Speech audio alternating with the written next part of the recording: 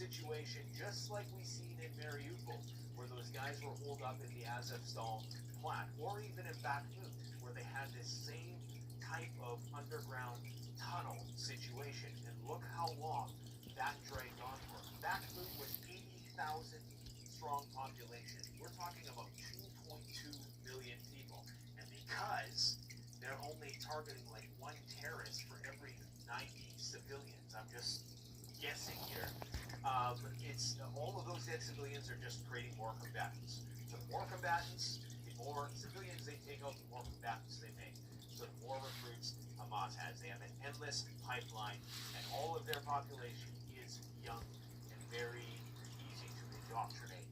So what that means is that they have an endless supply of manpower, and they have a very slow spend rate. If Hezbollah enters the conflict, Israel's screwed. Now, what's going to